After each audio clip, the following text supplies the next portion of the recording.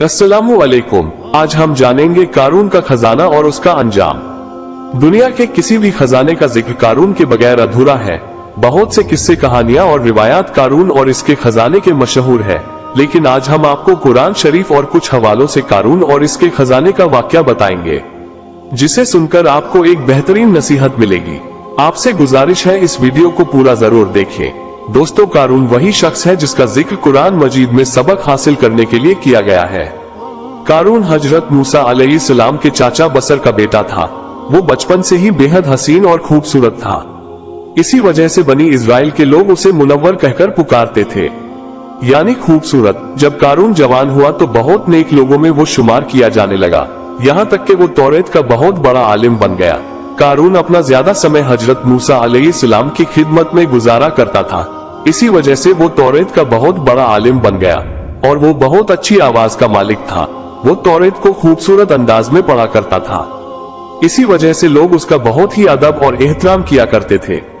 कारून भी हजरत मूसा अलैहिस्सलाम पर ईमान ले आया और जब बनी इजराइल को तबतियों की गुलामी से आजादी मिली तो कारून भी अपनी कौम के लोगों के साथ मिस्र को छोड़कर सरजमीन मौत की तरफ हिजरत यानी रहने के लिए चल दिया।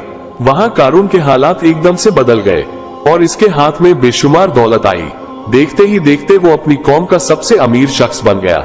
सूद का कारोबार करने लग गया।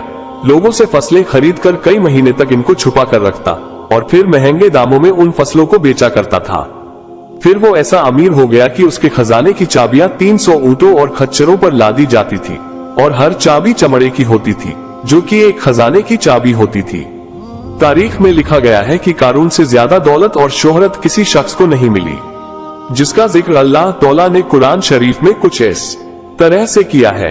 बेशक कारून मूसा अलैहिस्सलाम की कौम से था, फिर उसने कौम पर जुल्म किया और हमने इसको इतने खजाने दिए जिनकी कुंजियां उठाना एक ताकतवर जमात पर भारी थी।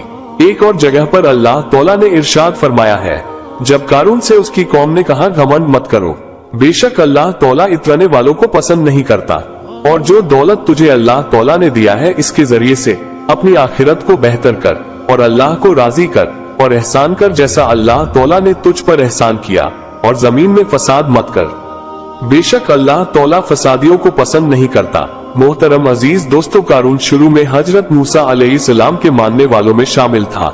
एक दिन अल्लाह तौला ने हजरत मूसा अलैहिस्सलाम को ज़कात का हुक्म दिया। हजरत मूसा अलैहिस्सलाम ने अल्लाह के हुक्म के मुताबिक अपनी कौम को ज़कात निकालने का हुक्म दिए। तो ये सुनकर कारून ने भी हजरत मूसा अलैहिस्सलाम से वादा किया कि वो भी अपने माल का 1000वां हिस्सा ज़कात में दिया करेगा। जब इसने अपने माल का हिसाब लगाया तो एक बहुत बड़ी रकम ज़कात की निकल रही थी। उसके बाद इसके दिल में लालच पैदा हो गया और वो ज़कात के खिलाफ हो गया। उसने एक गंदी चाल चली। उसने बनी इजराइल में से ही एक गिरोह को जमा किया जो उसके हिमायती थे। उन्हें जमा किया और कहा, है बनी इजराइल के लोगों, मूसा अलैहिस्सलाम ने हमें कई हुक्म दिए जिसे हम सबने माना और उस पर अमल किया, लेकिन अब मूसा का इरादा बदल गया है। अब वो तुमसे तुम्हारी दौलत छीन लेना चाहते हैं।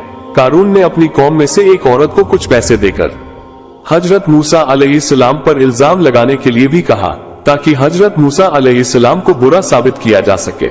उसके बाद उसने अपने कौम के लोगों को जमा किया और हजरत मूसा अलैहिस्सलाम से पूछा कि जिना की क्या सजा है। हजरत मूसा अलैहिस्सलाम ने फरमाया, जो भी जिना करे, चाहे उसकी बीवी भी हो, तो उसे शर्मसार किया जाए, यहाँ तक कि वो मर जाए। कारून ने कहा, हजरत मूसा अलैहिस्सलाम, अगर ये काम आपने किया हो तो भी क्या यही सजा का हुक्म है?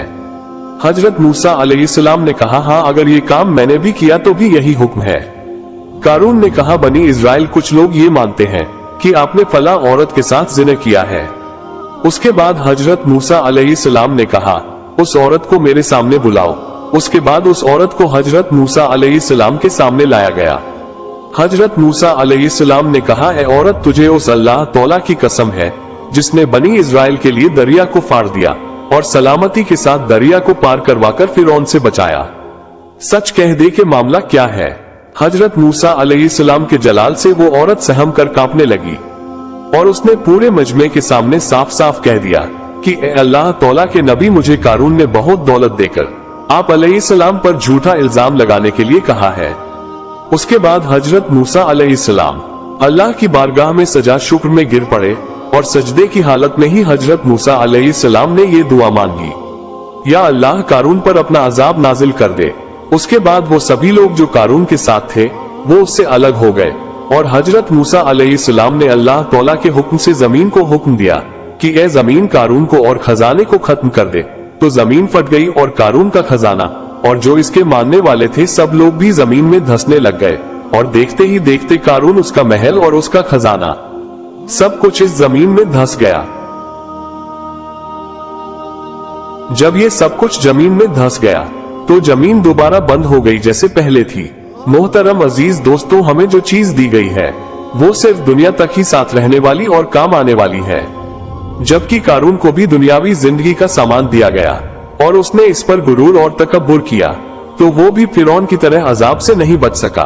दोस्तों, सोचने की बात यहाँ ये है कि क्या हमारे पास कारून और फिरौन से ज्यादा माल और दौलत है? और जिस तरह फिरौन को उसकी दौलत अल्लाह के अजाब से बचने में कोई काम नहीं आई, इसी तरह कारून को हजरत मूसा अलैहिस्सलाम से रिश्तेदारी और इसके खजानों ने कोई फायदा नहीं दिया। तो हमें गुरूर किस बात का है? याद रखो, अगर हम भी इनकी तरह दौलत और शोहरत पर घमंड करते हैं और अपने से कम वाले को नीचा दिखाते या फिर उन्हें बुरी नजर से देखते हैं तो हमारा हाल भी फिरौन और कारून जैसा ही होगा।